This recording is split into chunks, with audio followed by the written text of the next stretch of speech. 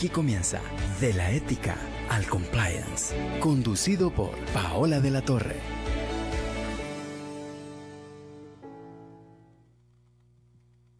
Muy buenas tardes a todos. Estamos en el aire del programa De la Ética al Compliance, cómo implementar compliance y no morir en el intento.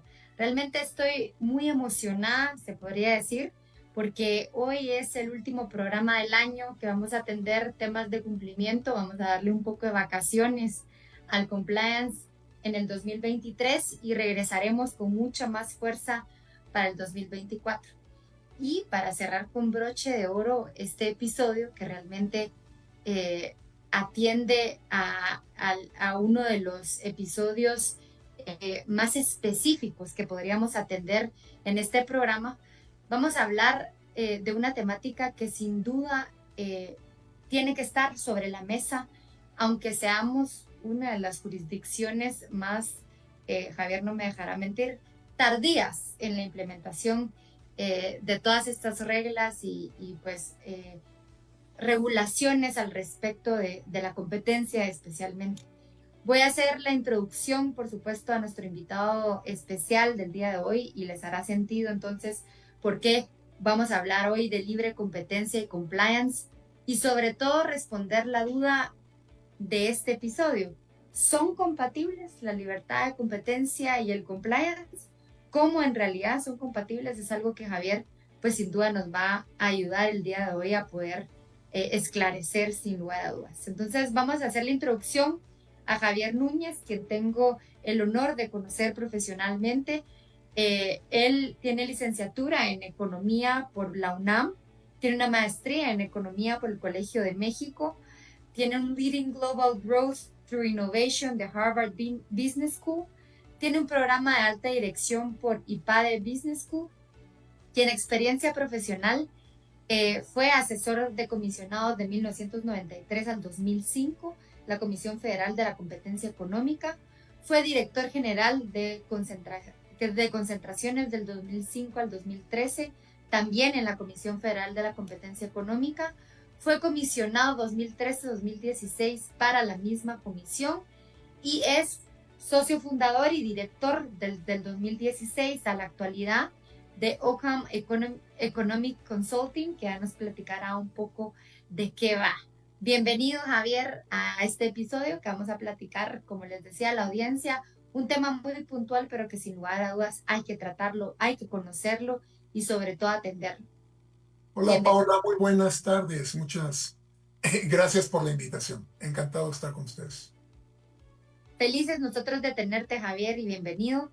Realmente el libre mercado se desarrolla, digamos, en resumidas cuentas a través de la oferta y demanda producida naturalmente por los consumidores. Esto lo que determina realmente son los precios finales en los que se venden los productos y servicios en el mercado y conlleva la existencia o que exista, perdón, mejor dicho, variedad o calidad de bienes y servicios que compitan entre sí, por supuesto, y que tengan precios competitivos para que el consumidor sin duda pues elija qué servicio y qué producto pues quiere comprar por diferentes tipos de elementos. Sin embargo, este principio que acabo de mencionar y que uno podría pensar, bueno, sí, así es la vida, pero ¿qué es esto que nos quieres hablar en materia de compliance? Este principio puede ser vulnerado realmente a través de diferentes acciones que en el día a día el comerciante ejecute, tomando en cuenta como consecuencia una distorsión en el mercado. Por ejemplo, ponerse de acuerdo en los precios y por lo tanto afectar, digamos, esa libre decisión del consumidor final. Por lo tanto, esto es lo que me lleva al episodio del día de hoy. Corresponde desde diversos frentes proteger y hacer cumplir este principio tan esencial como lo es la libre competencia. Uno de estos ámbitos de protección al principio de libre mercado se da a través del compliance y por lo tanto es esta la razón que vamos a platicar el día de hoy de compliance y libre competencia. Javier, yo sé que te va a resultar una pregunta muy sencilla, pero aquí todos los programas los empezamos así para llevar y guiar a la audiencia en este lindo camino y es ¿Qué es la competencia económica? ¿A quién se aplica o qué es esto a lo que nos estamos refiriendo y esa introducción que hice sobre lo que puede ser o puede llegar a ser distorsionado? Correcto, mira, la competencia económica es un proceso de rivalidad entre empresas en el mercado. Nosotros conocemos la rivalidad, por ejemplo, en el ámbito del fútbol, ¿no? Dos equipos de fútbol se enfrentan buscando que uno de los dos sea el ganador, ¿no? Y hay un torneo organizado donde todos los equipos compiten buscando ganar un campeonato. En el ámbito empresarial, las empresas compiten, es decir, rivalizan entre ellas, buscando ganar participación de mercado y, evidentemente, ganar la preferencia de los consumidores. El tema de la competencia es muy importante entenderlo porque nos va a permitir entender también cuál es el propósito de las políticas de competencia. Tú describías correctamente en una economía donde hay libertad de oferta y demanda y de concurrir al mercado, la interacción entre las empresas y los consumidores produce un equilibrio, ¿no? Es decir, un resultado en términos de precio y de cantidad. Lo que buscan las políticas de competencia, al menos en mi país, México, y esto a nivel constitucional, es proteger el funcionamiento eficiente del mercado. Que aunque ustedes en Guatemala no cuentan con una ley de competencia, sí tienen disposiciones que de alguna manera regulan la competencia, dispensas en distintos ordenamientos.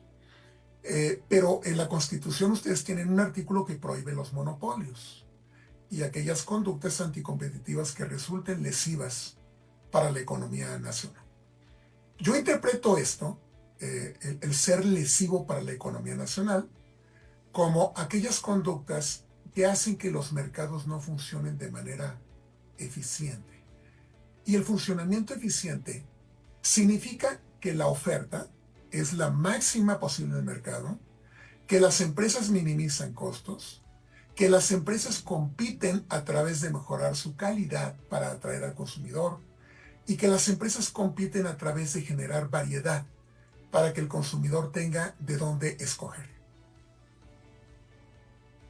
Ok, yo creo que ese es el, digamos, para cualquiera que esté escuchando este programa, la idea es tener las bases que exactamente Javier acaba de mencionar para entrar en detalle el por qué hoy las organizaciones están hablando de compliance desde un punto de vista de antitrust, que digamos es un concepto bastante gringo, podría decir, pero hace unos días estuve en una conferencia de cumplimiento e integridad y estaba invitado Facundo González del Solar, que es el oficial de cumplimiento de Siemens, justo está en México, Javier, y él hablaba que uno de los riesgos más importantes que mitigaba con el programa de cumplimiento hoy son las prácticas anticompetitivas, por supuesto por la presión geográfica que tienen ustedes los mexicanos de estar al lado de un monstruo como lo es Estados Unidos y lo delicados que son con esa temática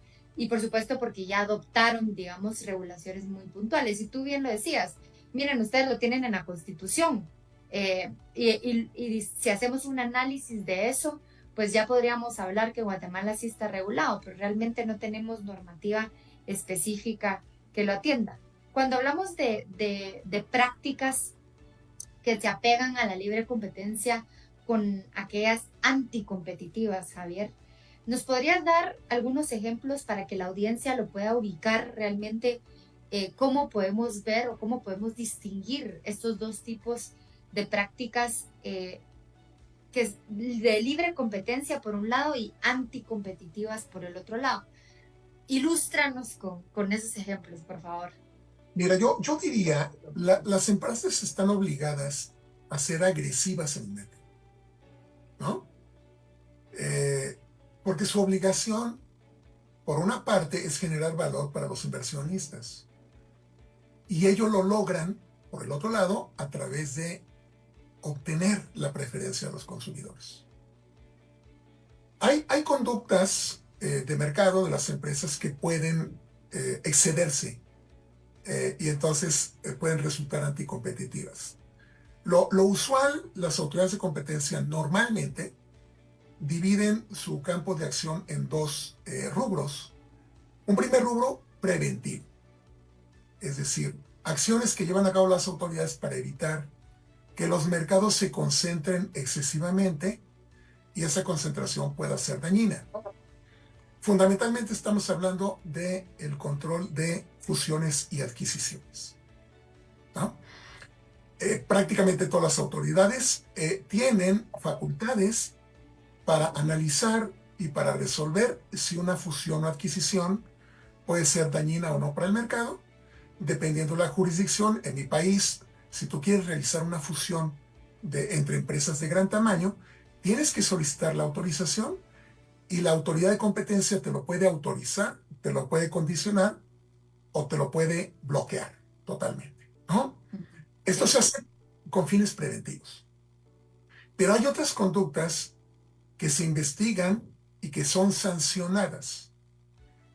Son las prácticas monopólicas, que hay de dos tipos: las absolutas, que se ubican en el ámbito de la colusión, es decir, empresas que debieran ser competidoras se ponen de acuerdo para no competir, para fijar el precio, para reducir la oferta, segmentarte mercados, ¿no? Imagínate que alguien dice, mira, a mí déjame el mercado de Antigua y tú te quedas con el mercado de Petén, ¿no?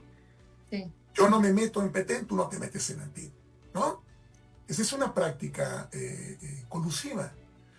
O también, en el Javier, caso de la pública, solo una pregunta. ¿Cómo sí, afectaría, digamos, al consumidor que se pongan de acuerdo geográficamente?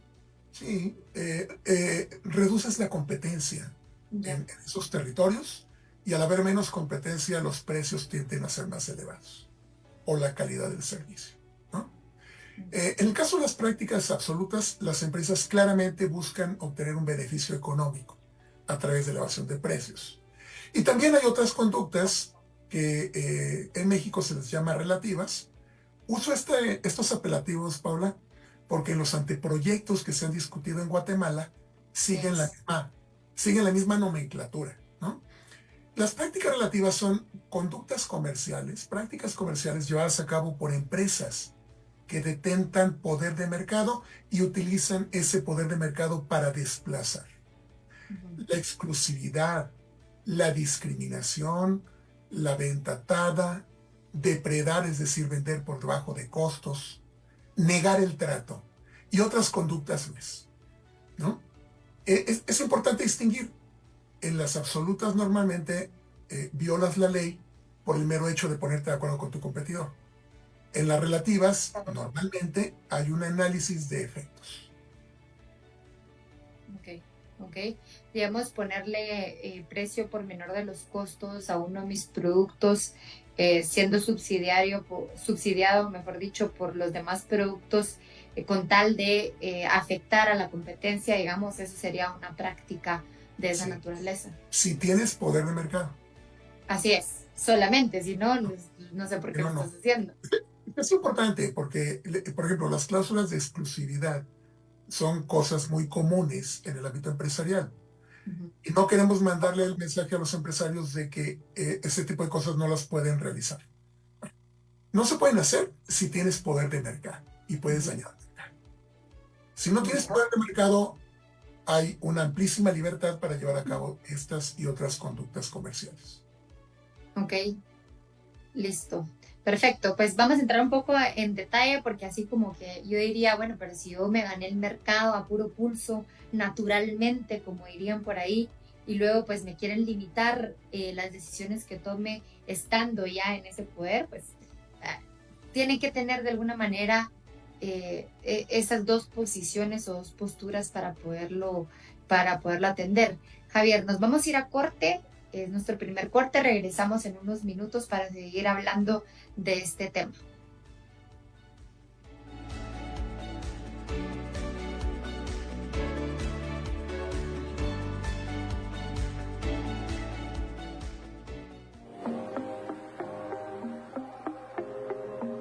La pereza viaja tan despacio que la pobreza no tarda en alcanzarla. Benjamin Franklin. Esto es República Infinita.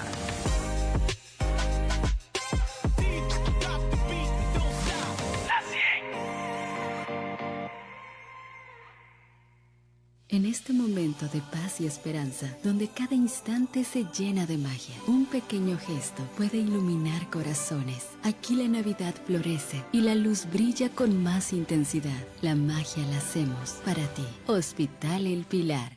La Navidad en Guatemala. Un despertar de tradición y hogar. Cada receta, una mezcla de pasado y futuro, donde los ingredientes se fusionan en un plato. Nuestros sabores nos conectan a lo sencillo, a lo profundo. Una herencia compartida que nos une sin importar distancias. Innovamos, creamos, tejemos historias y sueños. Banco Industrial, juntos siempre hacia adelante. Guatemaltecos por la Nutrición es un programa de abordaje integral a la desnutrición que atenderá sus causas para que la solución sea sostenible. El plan de trabajo consta de 5 ejes: atención primaria de salud, soporte nutricional, fortalecimiento de la economía familiar, acceso a alimentos, agua y saneamiento ambiental. Este es un proyecto de Castillo Hermanos que está inspirado en Guatemala y que impactará positivamente el futuro de nuestro país. Para más información ingresa a www.guatemaltecosporlanutrición.com.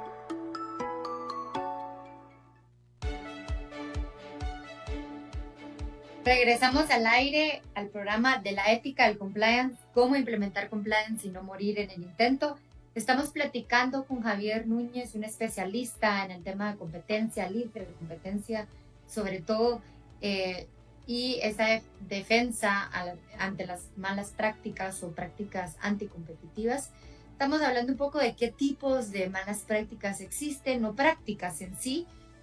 Javier nos estaba explicando la diferencia y sobre todo el alcance que puede llegar a tener ese tipo de decisiones al mercado general.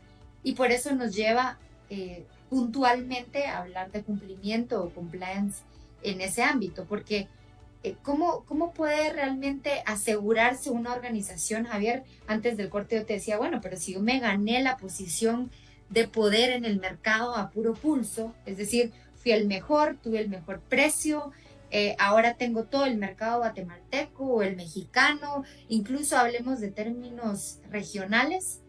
¿Por qué me van a limitar a tomar decisiones frente a mis precios, etcétera? No se vale, diría yo.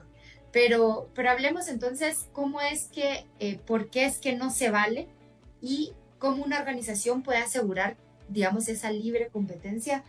Una organización desde el punto de vista de ser pequeño, es decir, que el grande no se coma el mercado solo porque sí, y del grande bueno, no voy a distorsionar el mercado con mis decisiones en esta posición alta de poder que tengo. Yo sé que te hice varias preguntas en una, pero puedes ir poco a poco para ir atendiendo. El tema es muy rico, Paola, y da para platicar Sí, mucho tiempo. ya veo, me emociono.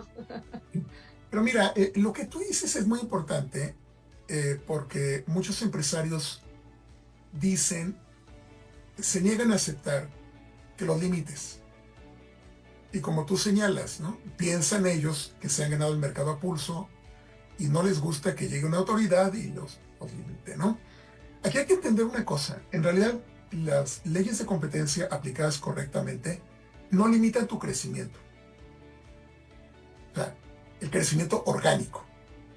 Si tú eres exitoso, reinviertes y creces, eso no te lo limitan. Lo puedes hacer al infinito. Lo que no puedes hacer es usar tu poder de mercado para dañar a otros agentes económicos. Lo que las leyes normalmente castigan es el uso del poder. Si tú adquiriste ese poder mediante crecimiento orgánico, en términos generales yo te diría puedes estar tranquilo. Es el uso. Y lo que tampoco puedes hacer, porque eso es un fraude para la sociedad, para el consumidor, es simular la competencia. Es decir, aparentar que compites cuando en realidad estás en un acuerdo con un competidor que también debería de competir contigo, ¿no? Fuera de ello, tú tienes toda la libertad para desarrollarte en el mercado, para fijar tus precios, la calidad, la variedad que tú quieras, simplemente no traspasando estos límites. ¿Cómo puedes asegurar como empresa que estás actuando de acuerdo con los principios de la libre competencia? Bueno, pues apegándote al marco legal que te establece la autoridad, ¿no? Eso es lo primero que tienes que hacer. Ahora, hay un conflicto a veces entre las posturas éticas y el cumplimiento de la ley de competencia, porque a veces cumplir una ley que no está debidamente fundamentada no necesariamente te lleva a actuar de manera ética, ¿no? ¿No? De hecho, a veces actuar de manera ética podría significar no cumplir la ley, ¿no? Entonces, Sí. tenemos que tener cuidado porque cumplir la ley no necesariamente te garantiza sostener un comportamiento ético.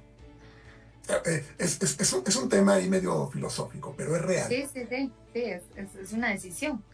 Es una decisión. Yo digo, mi recomendación siempre es apégate a la ley, a lo que te diga la autoridad.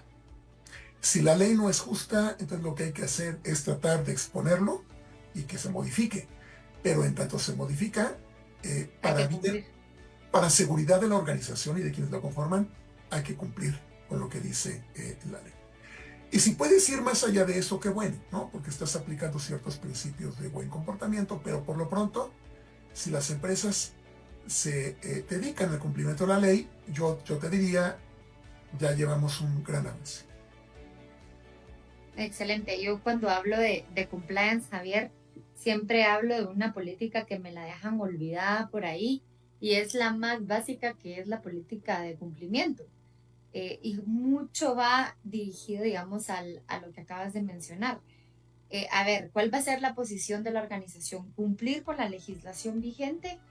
Por lo tanto, la normativa en materia de libre competencia y cualquier sanción a temas anticompetitivas hay que atenderlo a través de, por supuesto, políticas y procedimientos que mitiguen esas acciones que puede llegar a tener los directores, los gerentes, el CEO, la junta directiva, de, digamos, poder, yo diría, caer en esas malas prácticas, o no puedo decir malas prácticas, pero contrarias a la ley sí. Entonces, esa política para mí siempre ha sido crucial y tú acabas de confirmar, digamos, que desde ahí nace la razón de ser de cómo una organización puede asegurarse de realmente estar en cumplimiento con cualquier tipo de regulación en materia de lo que estamos conversando el día de hoy. ¿Cómo, tal vez para entrar un poco en por qué en un programa de compliance estamos hablando de libre competencia, cómo crees tú, o cómo sabes tú, mejor dicho, que se relaciona la competencia con el compliance, más que una política como la que te acabo de decir, de bueno, hay que cumplir la ley y si la ley dice esto, hay que cumplirla hasta que no se modifique, si es que creemos que es injusta su aplicación, etcétera? ¿Cómo crees que hay, digamos, esa sinergia entre competencia, que es la temática que tú desde hace muchos años te dedicas, y el compliance, que es relativamente nuevo como gestión de cumplimiento dentro de una organización? Todos los temas son muy recientes, Paula. En realidad, son auxiliares del gobierno corporativo, ¿no? Que el día de hoy se le llama ASG, ¿no? Sí, así es. Ambiental, social y gobernanza. Gobernanza. ¿No? Y gobernanza. Sí. Pero es muy curioso, todo esto realmente nace hace 30 y tantos años, no más de 35 años.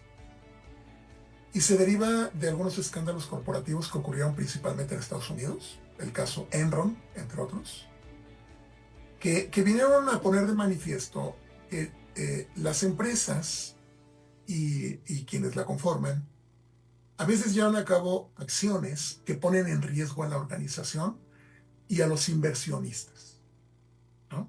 Ahí se origina. El término de gobierno corporativo ha venido evolucionando y el día de hoy el tema de competencia, yo diría que es uno de los 3 o 4 pilares que sostienen el gobierno corporativo a nivel internacional. En nuestros países, incluyo México, el tema de competencia se ha dejado un poco de lado. Se le da mayor relevancia a temas como anticorrupción, lavado de dinero. Pero competencia económica es el tema que está en primera plana de los grandes periódicos económicos y de negocios a nivel internacional. La primera plana, ¿no? Entonces, el compliance hay que entenderlo como una herramienta que te ayuda a tener una buena estructura de gobierno corporativo y a cumplir con el objetivo de protección de la organización y de quienes la conforman. Ya en tiempos recientes, de 3 o 4 años para acá, con el ESG, se le ha dado otras atribuciones u otros objetivos. El de proteger a las partes relacionadas, ¿no? Sí. O partes interesadas, a los trabajadores, a los proveedores, a la sociedad en general, ¿no? Entonces, compliance es una herramienta, ¿no? Y en este caso tú tienes disposiciones legales que te obligan a comportarte de determinada manera. Entonces, el compliance es el vínculo entre la protección de la organización y el marco legal al cual te obliga la autoridad. Es el puente, diría yo.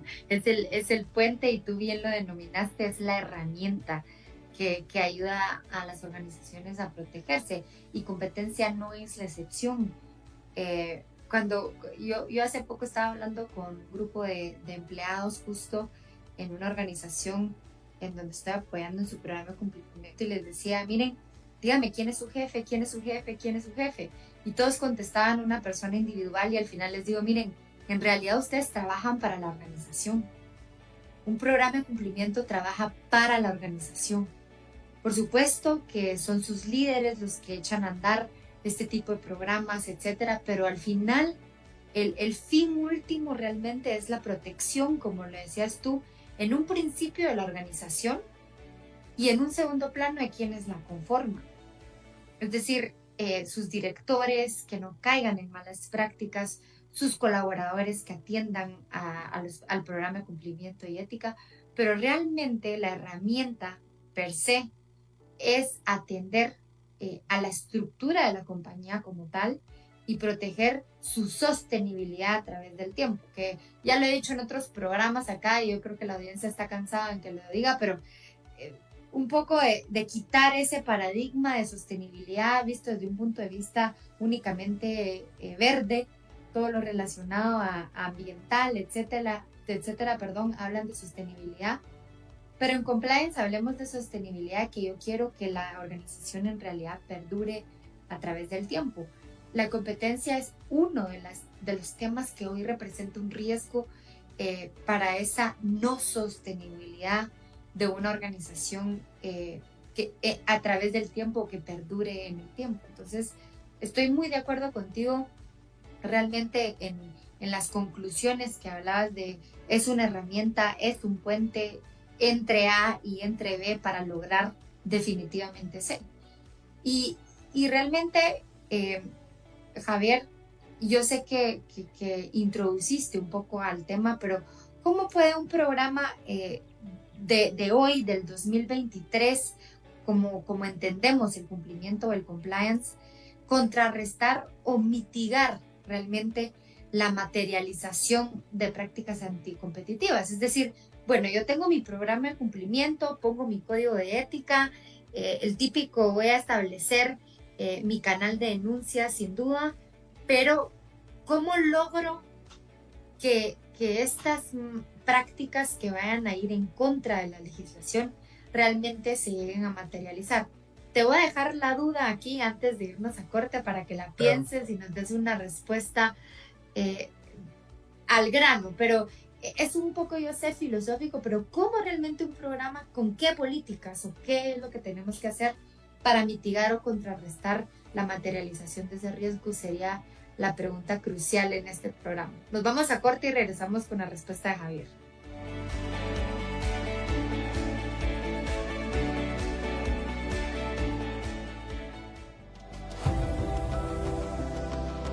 Cada día sabemos más, pero entendemos menos. Albert Einstein. Esto es República Infinita. FM 100. Such an intimate connection between language and thinking. Esta Navidad haz realidad tus proyectos con Construfácil y llévate lavamanos desde 265 y sanitarios desde 375 quetzales. Combo de puerta más bisagras más cerradura a 369 quetzales. Media cubeta pintura látex express blanco a 209 quetzales. Llámanos al 1785 o visítanos en cualquiera de nuestras 18 tiendas. Construfácil, todo en un solo lugar. Infinita en WhatsApp. Nuestra programación inusual, noticias, eventos, conciertos y todo lo relacionado con la música la puedes recibir directamente a tu teléfono. Solo tienes que escribirnos al WhatsApp 57 41 12 90. 57 41 12 90 y deja que lo distinto te encuentre. Regresamos entonces al programa de la ética del compliance, cómo implementar compliance y no morir en el intento. Estamos con Javier Núñez, un especialista en libre competencia o la defensa, prácticas anticompetitivas que distorsionan el mercado sin duda, y sobre todo experto en las regulaciones que como organizaciones debemos de cumplir. Y estamos hablando un poco de esa sinergia entre el compliance y ser una herramienta efectiva para la mitigación de cualquier materialización de riesgos de esta naturaleza que se puedan llegar a dar en una organización. Y antes de irnos a corte le decía a Javier, a ver, ¿cómo el compliance realmente puede mitigar o contrarrestar la posibilidad de que estas prácticas anticompetitivas realmente se den? Y lo dejé ahí un poco en el aire pensando unos minutitos solamente. Vamos a escuchar su respuesta. Mira, en mi opinión, Paola, te tienes que auxiliar de gente empapada en la materia. La materia de competencia es una materia complicada, muy técnica, porque competencia económica, por una parte, tiene una faceta legal, procedimental, etc. Y tiene una parte conceptual económica. Entonces, normalmente las leyes de competencia tienen conceptos. Por ejemplo, el concepto de mercado relevante. Cuando tú platicas con un empresario, y me ocurre permanentemente, la idea que él tiene de su mercado es totalmente distinta a como la autoridad de competencia lo va a vislumbrar. Entonces, ¿perdón? ¿Por qué? ¿Por qué esa diferencia? Porque los empresarios ven la competencia a nivel de industria. Las autoridades de competencia buscan sustitutos cuestionándose cómo actúan los consumidores. El enfoque es distinto. A veces llegan a la misma conclusión, pero lo usual es que en las empresas se vislumbra el mercado de una manera distinta a como lo ve la autoridad. Entonces necesitas un intérprete que conozca un poco la materia y te ayude a entender cuáles pueden ser tus situaciones de riesgo. Evidentemente necesitas un compromiso organizacional, pero la adopción de un programa de cumplimiento que sea efectivo, que te elimine o te mitigue los riesgos, requiere no solamente una declaración de buen propósito en un código de ética, sino que requiere que examines la operación de la organización. Desde la toma de las decisiones del consejo hasta los procesos y la manera como la gente de la organización se presenta en el mercado, es decir, el área comercial. Los riesgos pueden ocurrir desde el área comercial o desde la alta dirección. Por ejemplo, cuando hay un comportamiento colusivo, lo usual es que sean los altos directivos de la organización los que se sientan a dialogar con el competidor, ¿no? Sí. Sí, Pero los que aplican la política de precios, los descuentos y demás, es la gente del área comercial. sí, Entonces lo tienes que ver de manera integral, tienes que analizar el funcionamiento de la organización de manera integral y a partir de ello haces un diagnóstico y entonces estableces una serie de acciones dedicadas a mitigar riesgos específicos, que es más o menos la metodología que se aplica cuando hablas de compliance y riesgo en materia de gobierno corporativo, ¿no? sí. Sí, Javier, cuando hablan bueno, el que negocia es la alta dirección, pero quien aplica en la operatividad, digamos, es el colaborador comercial. Como colaborador comercial, digamos, cuando uno está aplicando, ponte, a mí me mandan una notificación, miren, a partir de tal fecha vamos a aplicar tal porcentaje de descuento a tal producto por estas razones. En verdad, ese colaborador se puede dar cuenta que lo que están haciendo se relaciona directamente con una mala práctica de esta naturaleza, o pueden estas prácticas pasar por desapercibido a nivel operativo y realmente verse toda la responsabilidad de realmente haber dimensionado las consecuencias de esas decisiones sola y exclusivamente en la alta dirección.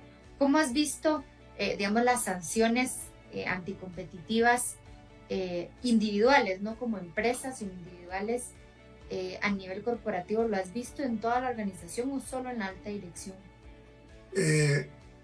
Mira, lo usual es que cualquier empresa está sujeta al cumplimiento de la ley, incluyendo empresas del Estado, Sí, ¿no?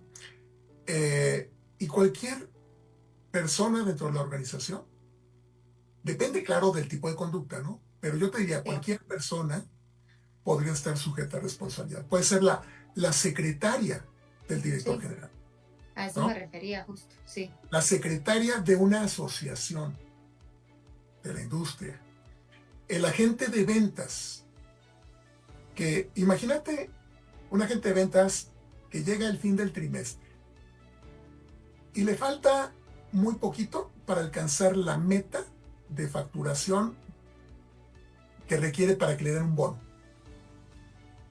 La típica. Entonces va y busca al vendedor de la competencia, porque se conocen entre ellos. Sí, Le dice, oye, no seas malo, pásame un cliente, déjame venderle a un cliente para completar y el siguiente trimestre te lo regreso. Ahí ya estás haciendo un pacto de dividir consumidores con un competidor. Y de mi bono te paso una parte. Claro, pero fíjate bien, eso que ocurre muy a nivel de calle, ¿no? Sí. Es totalmente desconocido por la alta dirección. Ah, ok, ya. Pero cuando ocurre, cuando la autoridad de competencia se percata, pues empiezan por ahí, pero los responsables del actuar de las empresas son el director general y el consejo de administración. Entonces, a veces una acción del área comercial termina involucrando a otros funcionarios, ¿no? Los riesgos son para todos, depende de la legislación específica, pero los riesgos pueden ser multas para la empresa, pero también para los miembros de la empresa. Puede haber procedimientos de reclamación de daño por la vía civil y puede haber procedimientos penales en países como Estados Unidos, y es algo que yo comento cuando me invitan en foros en Guatemala, porque a veces la gente se siente muy confiada de que no hay ley de competencia en Guatemala. Sí. Pero la empresa en la que participan hace negocios en Estados Unidos. Ya ahí no hay regulación que no aplique. En Estados Unidos, un acto como la colusión, en promedio lleva a la gente 30 meses a la cárcel, ¿no? Entonces, si tú en Guatemala llevas a cabo un acto de coordinación que pudiera generar un efecto en Estados Unidos, la autoridad americana tiene facultades para investigar actos que ocurren fuera de su país y que les afectan internamente y pueden extraditar. La aplicación extraterritorial de la norma estadounidense nos llega hasta en los temas de competencia desleal, sin duda. Es correcto. Mira, los americanos en promedio extraditan 30 a 35 personas, ejecutivos de empresa involucrados en este tipo de actos, al año. ¿Al año? Sí. Ok. Sí, es para tener una idea que en verdad sí se hace, no es que pasen las películas. Realmente si tiene un efecto en Estados Unidos van a ser perseguidos por ese tipo de actividades. Realmente, hablando de regulación, Javier, me interesa mucho saber si la tendencia a nivel mundial va hacia que las regulaciones le exigen a las organizaciones a contar con programas de cumplimiento que tengan políticas que mitiguen estos riesgos, o simple y sencillamente las regulaciones se prohíben este tipo de prácticas, hagan ustedes lo que sea necesario dentro de su organización para que esto no suceda, o ya ves alguna tendencia de decir, mire, organización, le recomiendo por lo menos que para no caer en estas malas prácticas usted implemente un programa de cumplimiento que mitigue la materialización de dichas prácticas. ¿Cómo has visto tú esa tendencia en términos regulatorios? Ya sabemos que existe diferente regulación, pero que lo que hace es regular que existan o no existan estas malas prácticas, pero hablemos un poco de la prevención. ¿Nos obligan como organizaciones a que incluyamos este tipo de políticas dentro de nuestros programas de cumplimiento, o todavía es meramente voluntario y sería una recomendación hacerlo? Mira, yo te diría, desde hace 20 años hay una colaboración internacional entre organismos de competencia, entre agencias de competencia y organismos internacionales, como la OECD y la International Competition Network. Y ellos han ido delineando ciertas mejores prácticas recomendadas a nivel internacional. Y derivado de ello, la mayor parte de las agencias de competencia recomiendan a las empresas implementar programas de cumplimiento. Es una recomendación y de hecho buena parte de las agencias de competencia cuentan con sus propios manuales para que las empresas entiendan cuáles podrían ser las mejores prácticas en materia de un programa de cumplimiento, ¿no? Y las agencias de competencia hacen mucha actividad de promoción en ese sentido. Entonces, no es obligatorio, pero cada vez el mensaje es mucho más contundente en materia de que lo requieres. Es obligatorio, Paula, en algunos casos en que las empresas violan la ley, sí las autoridades de competencia los han obligado a implementar programas de cumplimiento. Te puedo hablar de empresas farmacéuticas obligadas a nivel mundial a implementar programas de compliance. Pero como consecuencia de un incumplimiento. Así es, de una práctica monopólica. Ya, ok. Nosotros vimos ese caso como consecuencia de un incumplimiento en un caso que se llama Construcción y Corrupción aquí en Guatemala, en donde el juez en la sentencia les dice, mire, aparte de lo que va a pagar, aparte de la cárcel, de directores, etcétera, etcétera, tiene que implementar un programa de cumplimiento y ética corporativa y determina unos 3 elementos que debería de tener para evitar la reincidencia de ese tipo de prácticas, que en ese caso era corrupción. Pero lo hemos visto una única vez. Interesante saber que, digamos, ya hay precedentes en materia de competencia que como sanción le dicen, mire, usted vaya y haga lo que debería haber hecho al principio para que no le pasara lo que le está pasando ahorita. Transnacionales, Paula. Transnacionales. Sí, claro. Hay casos en la Unión Europea, el sector farmacéutico, donde han encontrado acciones a la ley en la Unión Europea, y la obligación ha sido implementar un programa de compliance en todo el mundo, en todos los países en los que tengas operaciones. Entonces ha habido empresas que han tenido que implementar programas de compliance en 30, 40, 50 países. Y para ayer. Así es. Sí. No, sin duda es un tema que hay que atender, y no simple y sencillamente porque creemos que podría ser bueno para la organización, aunque sí es cierto, pero hay una tendencia mundial a que esto prácticamente sea una necesidad obligatoria a la hora de hacer negocios, porque si no, pues de alguna manera me estoy arriesgando a hacer negocios con organizaciones que pueden llegar a tener estas malas prácticas y por lo tanto me afecte. Javier, nos vamos a ir al último corte del programa y regresamos para concluir con algunos temas y sobre todo poder aterrizar en unos aspectos de cumplimiento que me interesa antes de que nos vayamos. Nos vamos a corte.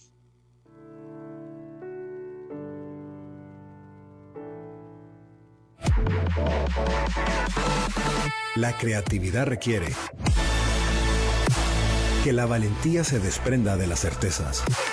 Eric Fromm. Estás en República Infinita. La 100. Tarjetas Cuscatlán trae 50 sueños de Navidad. Mi sueño es irme de viaje a una playa paradisíaca con mi familia. El mío es tener un cine en casa. Mi sueño es tener muchísimos juguetes. Adquiere tu tarjeta Cuscatlán, realiza todas tus compras con ella y participa en el sorteo de 2 viajes dobles a un destino de ensueño o 48 premios en efectivo. Solicítala hoy mismo y consulta las bases en tarjetascuscatlán.com.gt. Tarjetas Cuscatlán. Esta Navidad nuestro sueño es tu sonrisa. Promoción válida hasta el 31 de diciembre. Aplican restricciones. No perdamos de vista el objetivo. Tiene que haber transición de poder. Esto no es cuestión de gustos ni de ideologías, sino de proteger el orden constitucional. Si no defendemos y protegemos la alternabilidad de poder y el proceso electoral, perderemos nuestra república. Infórmate y participa en mcn.org.gt. Solo los valientes son capaces de luchar por todos los derechos de los ciudadanos por igual. MCN, Movimiento Cívico Nacional.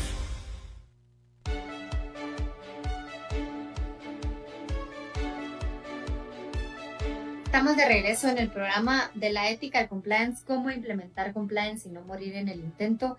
Estamos conversando con Javier Núñez, un especialista en temas de libre competencia y prácticas anticompetitivas.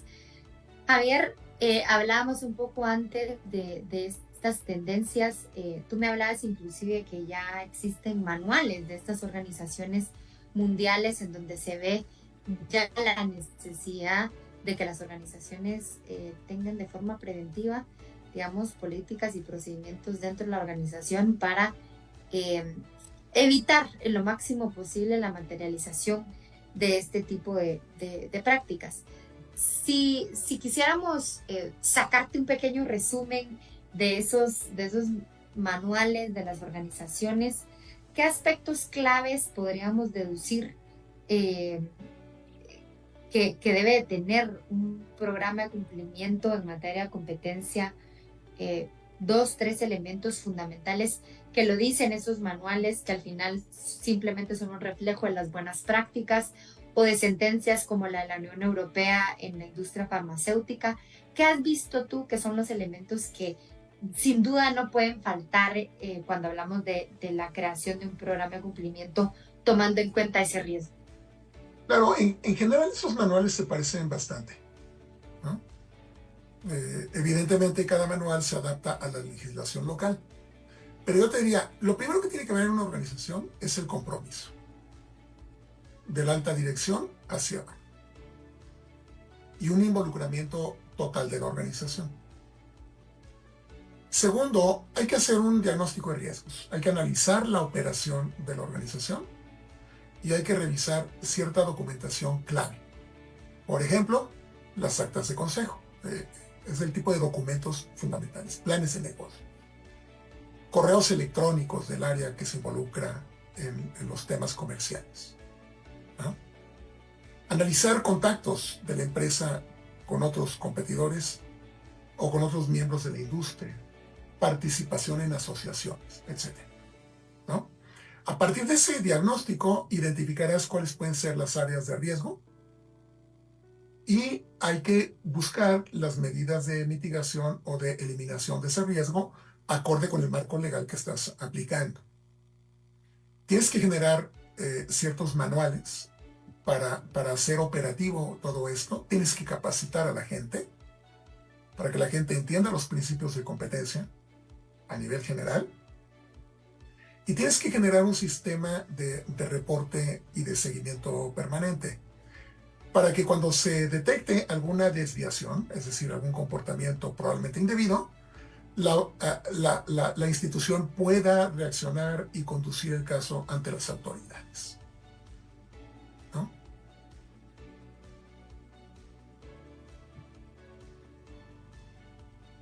Tu micrófono está cerrado. Listo. Javier, estos elementos realmente diría yo que cuando hablamos de un programa de cumplimiento no podemos dejar de hablar de estas características que tú mencionabas. Y a mí me gusta mucho hablar de la persona o personas que están encargadas. Tú ya dentro de las intervenciones que has tenido has hablado un poco de la necesidad de acuerparse de personas, digamos, con el conocimiento fundamental para poder atender este tipo de digamos, características de un programa de cumplimiento. Y eso lo que me lleva a pensar es realmente qué habilidades o características debería de tener un oficial de cumplimiento dentro de una organización en el cual uno de sus principales riesgos sea, digamos, las prácticas o malas prácticas relacionadas con competencia. Un oficial de cumplimiento, yo diría básico, tal vez no funciona, y cuando digo básico es, digamos, el conocimiento básico en las diferentes áreas para tener un programa de cumplimiento, tal vez no funcionaría en materia de competencia. ¿Crees que debería de tener habilidades fundamentales, funciones, competencias específicas, valga la redundancia con la temática de hoy? ¿O crees que basta con atenderlo desde un punto de vista de riesgos, que un oficial de cumplimiento que ya está a cargo del programa en general pueda atender esta temática? ¿Cuál es tu percepción? ¿Qué ves en el mercado de las personas que están a cargo de este tema dentro de la organización? Mira, yo veo que hay de todo. En realidad, hablando de temas de gobierno corporativo, cada organización adapta esos principios de manera distinta. También ello depende de su tamaño y de la disponibilidad de recursos, porque evidentemente los programas de cumplimiento y en general el gobierno corporativo tiene un costo. Yo creo que sí se requiere un conocimiento distinto, una preparación técnica. Idealmente creo yo que el tema de cumplimiento en materia de competencia debería de estar asignado a las áreas jurídicas, al director jurídico de la empresa o a alguien que él decida. Ahora, no todas las empresas tienen una estructura con un departamento jurídico sofisticado, ¿no? Sí. ¿No? Apenas tienen legal dentro. Claro, y él se dedica a ver trámites, por ejemplo, ¿no? Sí. O cosas laborales. Laborales, sí. Entonces, pues claro, la idea de tener el área de compliance de competencia dentro de un área jurídica es más propia de las grandes organizaciones, ¿no? En las transnacionales así funciona, pero evidentemente estamos hablando de una capacidad económica muy particular. Sí. El caso ideal, necesitas alguien que se capacite en la materia, ¿no? Puede ser alguien que se dedique a ver los temas de compliance en otra materia, o puede ser alguien especializado. Ahí depende mucho de las características de la persona. Tiene que ser alguien que conozca la organización, cómo funcionan las distintas áreas, y yo creo que tiene que ser alguien de confianza en el siguiente sentido. En materia de competencia, a veces sí se requiere que ese oficial de cumplimiento esté presente en ciertas discusiones, por ejemplo, del Consejo de Administración, o que revise actas. Y entonces tiene que tener cierto nivel de autoridad para levantar el banderín y decir, oigan, aquí hay una situación que tenemos que discutir porque me parece que se está pasando los límites de lo permitido por la ley, ¿no? Entonces, no es cualquier persona. Al mismo tiempo, tiene que ser el receptáculo al interior de las dudas del personal. Y tiene que conducir el programa interno de delación o de confesión, ¿no? Que tiene que haber un programa bajo bases de confidencialidad que le dé la confianza a la gente para acudir a reportar situaciones que pudieran ser contrarias a la ley de competencia, y tiene que atenderlas en lo básico, ¿no? Entonces, no es fácil, son los componentes, pero las organizaciones pequeñas y medianas, yo lo que digo es, hay que empezar por dar una capacitación, ¿sí?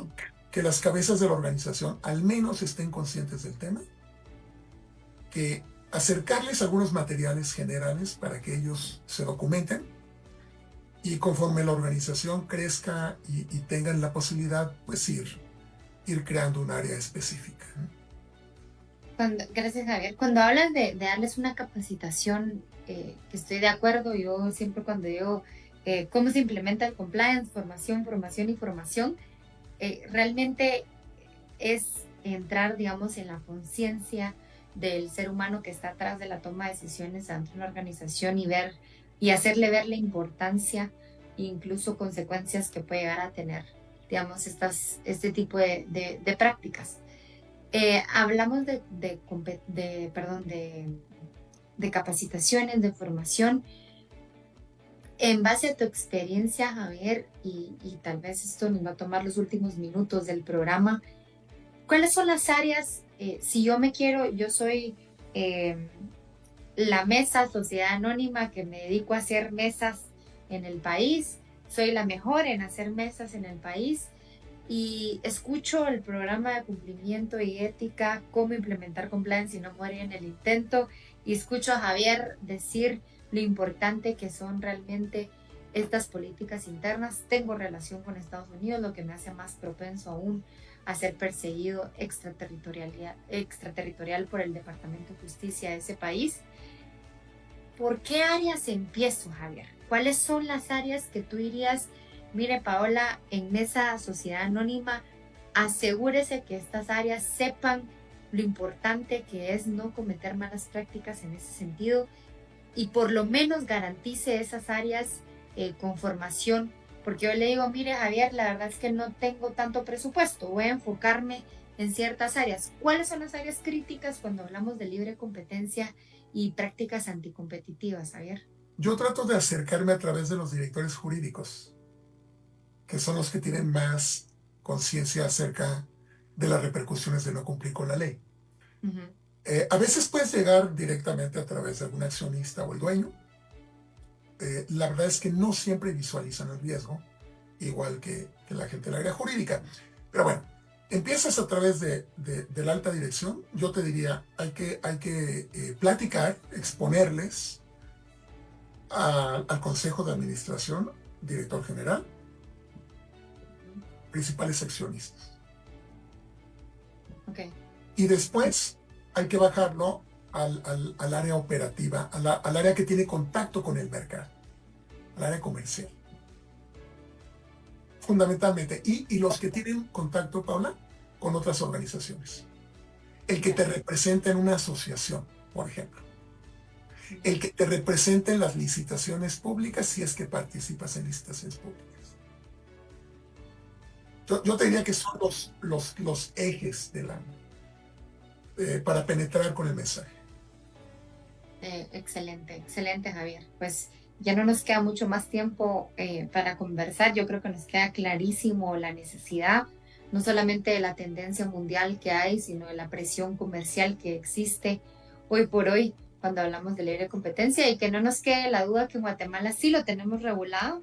Lo que sucede es que de alguna manera no hay una ley especial como tal. Hay algunas iniciativas que hay que estudiar y analizar, diría yo, pero desde nuestra Constitución nos hace referencia a ese respeto por un mercado sin duda sano para tomar las mejores decisiones empresariales y que no repercuta pues como fin último en el consumidor final, que somos todos. Entonces, no me queda más que darte las gracias, Javier, por supuesto, por tu tiempo, por tu expertise, por compartirnos todo el día de hoy, y además que estás en el último programa, en el último episodio de este programa del año 2023. Así que cerramos con broche de oro este programa y te damos muchas gracias por atender nuestra invitación y esperamos verte pronto. Yo soy el agradecido, Paola. Aprovecho la ocasión para desearles felices fiestas decembrinas a todos. Muchísimas gracias. Así es, me uno a ese deseo. Pues felices fiestas a quienes ya no tenemos el gusto de poder sintonizar a través de la radio. Nos vemos en el 2024 iniciando con fuerza y hablando mucho más de cumplimiento y ética corporativa, que es lo que va a cambiar a Guatemala y a la región paso a paso. Muchísimas gracias, Javier. Los dejamos con el siguiente programa.